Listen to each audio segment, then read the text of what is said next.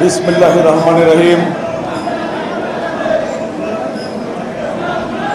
বিএনপির স্থায়ী কমিটির সদস্য সাবেক এবং একজন পরীক্ষিত, একজন দক্ষ এবং একজন যোগ্য নেতা ব্রিগেডিয়ার জেনারেল অবসরপ্রাপ্ত হান্নান শাহর পঞ্চম শাহাদাত বার্ষিকী উপলক্ষে আজকে এই আলোচনা সভার সম্মানিত সভাপতি, জাতীয়তাবাদী ছাত্রদলের এক সময়ের সভাপতি, বিএনপির কেন্দ্রীয় সাংগঠনিক সম্পাদক জনাব ফজলুল হক মিলন, উপস্থিত রয়েছেন আমাদের মাঝে আজকে প্রধান অতিথি বিএনপির সংগ্রামী মহাসচিব, সংগ্রামী জননেতা, সাবেক মন্ত্রী, এমপি, রাজপথের পরীক্ষিত নেতা জনাব মির্জা ফখরুল ইসলাম আলমগীর। উপস্থিত রয়েছেন আমাদের মাঝে বিএনপির স্থায়ী কমিটির অন্যতম সদস্য, সাবেক মন্ত্রী জনাব বাবু গয়েশ্বর চন্দ্র রায়, চেয়ারপারসনের উপদেষ্টা, ঢাকা মহানগর দক্ষিণের আহ্বায়ক, বীর মুক্তিযোদ্ধা জনাব আব্দুল সালাম। উপস্থিত রয়েছেন আমাদের মাঝে বিএনপির সিনিয়র যুগ্ম মহাসচিব, এক সময়ের ছাত্রনেতা, রাকসুর সাবেক ভিপি জনাব অ্যাডভোকেট রুহুল কবির রিজভী আহমেদ। উপস্থিত রয়েছেন বিএনপির সংগ্রামী যুগ্ম মহাসচিব, ডাকসুর সাবেক জিএস, জাতীয় বীর জনাব খায়রুল কবির খোকন। উপস্থিত রয়েছেন ঢাকা বিভাগীয় সহসাংগঠনিক সম্পাদক, এক সময়ের জাতীয়তাবাদী ছাত্রদলের ভারপ্রাপ্ত সভাপতি, জাতীয়তাবাদী কৃষক দলের নবনির্বাচিত সাধারণ সম্পাদক জনাব শহীদুল ইসলাম বাবুল। উপস্থিত রয়েছেন জাতীয়তাবাদী স্বেচ্ছাসেবক দলের সংগ্রামী সাধারণ সম্পাদক, এক সময়ের জাতীয়তাবাদী ছাত্র দলের সাবেক সভাপতি জনাব আব্দুল কাদের ভূঁইয়া জুয়েল সহ উপস্থিত আজকে যে নেতার স্মরণ সভা, তার সুযোগ্য উত্তরসূরি বিএনপির নেতা জনাব রিয়াজুল হান্নান সহ উপস্থিত জাতীয় নেতৃবৃন্দ, অঙ্গ সংগঠনের নেতৃবৃন্দ, প্রিয় সাংবাদিক ভাই বোনেরা, আসসালামু আলাইকুম। আমরা এমন এক সময়ে, এমন পরিস্থিতিতে যে নেতার স্মরণ সভা, আলোচনা সভা, স্মৃতিচারণ করছি, এই সময়ে, এই ক্রান্তিকালে খুব বেশি প্রয়োজন ছিল আমাদের এই নেতার, ব্রিগেডিয়ার জেনারেল অবসরপ্রাপ্ত হান্নান শাহ। এখানে বলেছেন এক সময়ে ব্রিগেডিয়ার অবসরপ্রাপ্ত হান্নান শাহ যখন বিএনপির কেন্দ্রীয় সাংগঠনিক সম্পাদক, তখন আমি জাতীয়তাবাদী ছাত্র দলের সাধারণ সম্পাদক এবং পরম আহ্বায়ক ছিলাম। তখন ওই সময়ে জাতীয়তাবাদী যুব দলের সভাপতি ছিলেন আব্বাস ভাই, সাধারণ সম্পাদক ছিলেন গয়েশ্বর দাদা, নজরুল ইসলাম খান ছিলেন শ্রমিক দলের সভাপতি। এভাবে ছাত্র, শ্রমিক, যুবক এবং অন্যান্য অঙ্গ সংগঠন মিলে আমরা একত্রিতভাবে, ঐক্যবদ্ধভাবে কাজ করেছি এবং সর্বশেষ 90-এর স্বৈরাচার বিরোধী আন্দোলন যখন তুঙ্গে, তখন একদিন দেশনেত্রী বেগম খালেদা জিয়ার সম্মুখে ব্রিগেডিয়ার হান্নান শাহ বললেন, তোমরা ছাত্র এবং শ্রমিক একসঙ্গে যৌথ সমাবেশ করতে হবে। ওনার পরামর্শ অনুযায়ী এবং আমরা সেদিন সেই আদমজীতে সর্বদলীয় ছাত্রৈক্য এবং শ্রমিক আবুল খায়ের খাজা তখন আদমজির নেতৃত্ব দেন, সেই ছাত্র শ্রমিক সেখানে সমাবেশ করেছিলাম। আমাদের সর্বদলীয় ছাত্রৈক্যের নেতৃবৃন্দ সেদিন সেখানে গিয়েছিলেন। এই যে ওনার উপদেশ, সেই অনুযায়ী সমাবেশ করে দেখলাম সেখান থেকে হাজার হাজার শ্রমিক, হাজার হাজার ছাত্র বাঁশের লাঠি নিয়ে কাশপুর ব্রিজ থেকে শনিরাকড়া পর্যন্ত স্বাধীন করা হলো। স্বৈরাচারের এরশাদের পেটো বাহিনীরা সেদিন সেখানে দাঁড়াতে পারেনি। ঠিক একই পরামর্শ অনুযায়ী ওনার নিজস্ব জেলা টঙ্গীতে উনি একজন ছাত্র এবং শ্রমিকদের সমাবেশ করতে বললেন। সেদিন শ্রমিক নেতা সভাপতিত্ব করতেছিলেন এবং ছাত্র দলের টঙ্গীর সভাপতি সেখানে রানা পরিচালনা করছিল, আর সিদ্ধিরগঞ্জে শ্রমিক নেতা খায়ের সভাপতিত্ব করছিল, আর ছাত্র নেতা সেদিন সিদ্ধিরগঞ্জ থানা ছাত্র দলের সাধারণ সম্পাদক এক বর্তমানে নারায়ণগঞ্জ জেলা বিএনপির যুগ্ম আহ্বায়ক জনাব রাজু সেদিন পরিচালনা করছিল। সেই বিএনপির সাংগঠনিক সম্পাদক থাকা অবস্থায় ব্রিগেডিয়ার অবসরপ্রাপ্ত হান্নান শাহ সেদিন যেমন আন্দোলনের জন্ডে ছাত্র শ্রমিক এবং বিভিন্ন পেশাজীবীদের পাশে দাঁড়িয়ে তিনি সেদিন রাজপথে আন্দোলন করেছিলেন, পরামর্শ দিয়েছিলেন, আজকেও কিন্তু আমরা দেখতে পাচ্ছি সেই বিএনপির ঢাকা বিভাগের দায়িত্ব রয়েছে ছাত্র দলের সেই সাবেক সভাপতি ফজলুল হক মিলন, তিনিও আজকে বিএনপির সাংগঠনিক সম্পাদক।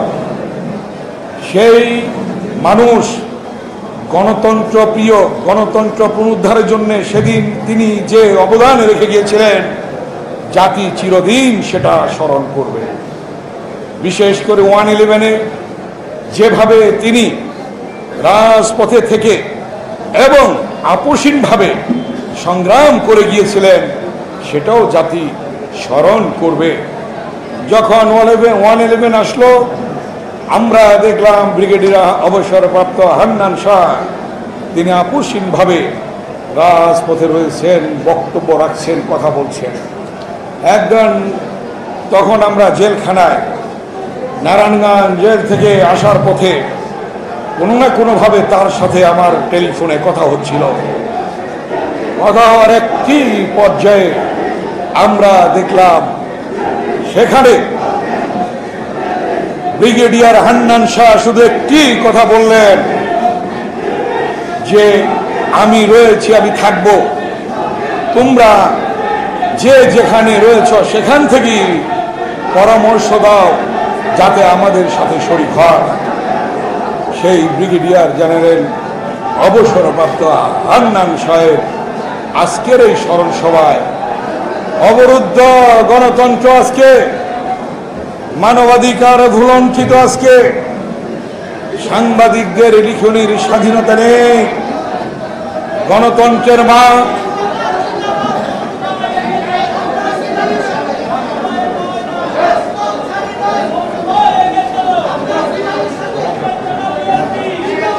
এই যে ভাইয়েরা একটু বসেন বসেন বসেন বসেন। আমাদের মহানগরী দক্ষিণের সদস্য সচিব রফিকুল আলম মজনু, বসে পড়ো, বসে তোমরা সবাই বসো বসো।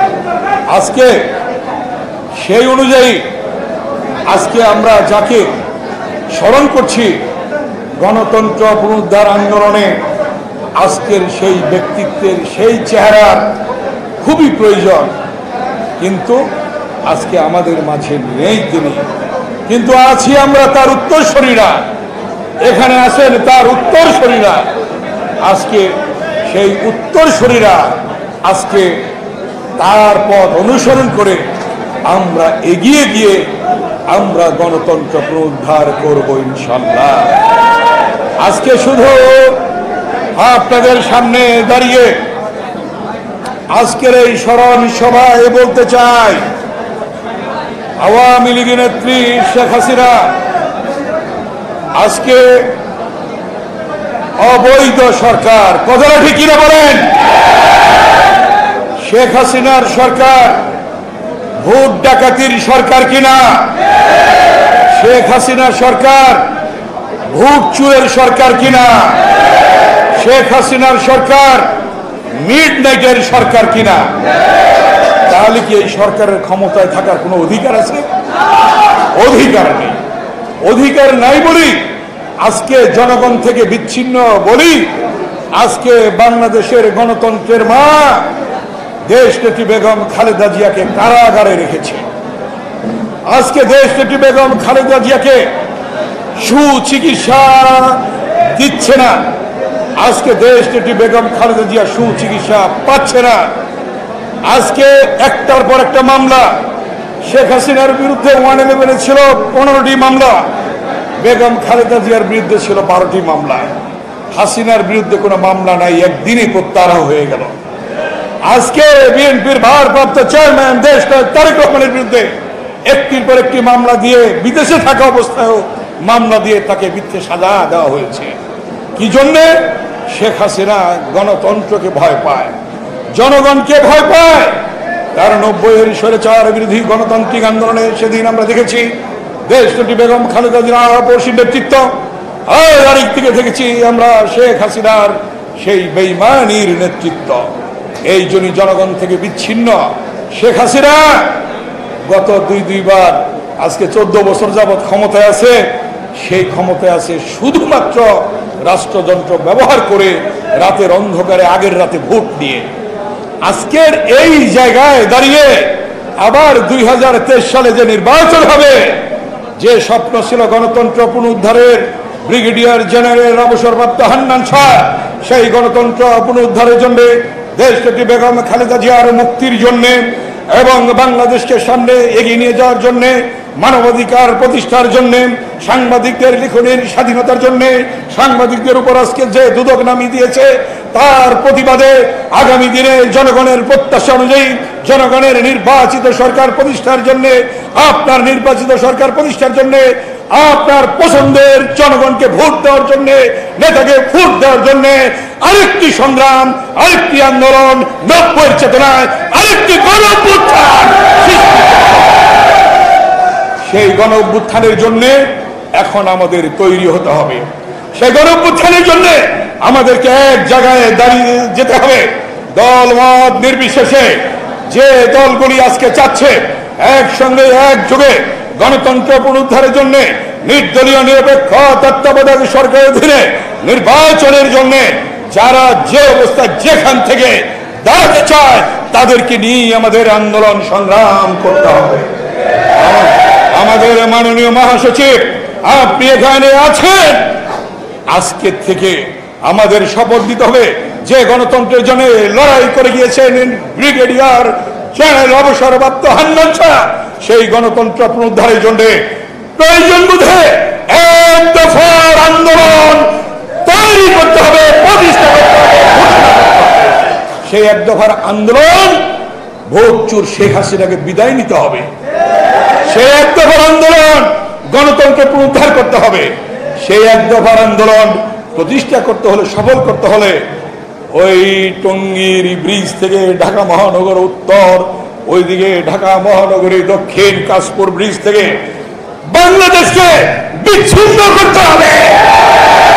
কি টঙ্গীর জনগণ পারবেন না?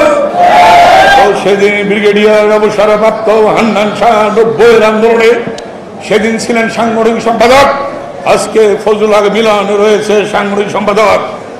আমরা চাই দেশনেত্রী বেগম খালেদা জিয়ার নির্দেশনায় বিএনপির ভারপ্রাপ্ত চেয়ারম্যান দেশনায়ক তারেক রহমান যখন আন্দোলনের কর্মসূচি দেবেন, যতদিন হাসিনা পদত্যাগ না করবে, যতদিন নির্বাচিত সরকার প্রতিষ্ঠার লক্ষ্যে জনগণের সরকার প্রতিষ্ঠার লক্ষ্যে নির্দলীয় নিরপেক্ষ সরকার না হবে, যতক্ষণ পর্যন্ত দেশটি বেগম খালেদা জিয়া মুক্ত না হবেন, যতক্ষণ পর্যন্ত দেশ তারেক রহমান বাংলাদেশে ফেরত না আসবে, ততক্ষণ পর্যন্ত ওই টঙ্গী থেকে বাংলাদেশ বিচ্ছিন্ন থাকবে, কাশপুর থেকে চিটাগাং বন্ধ থাকবে, ওই উত্তরবঙ্গ বন্ধ থাকবে।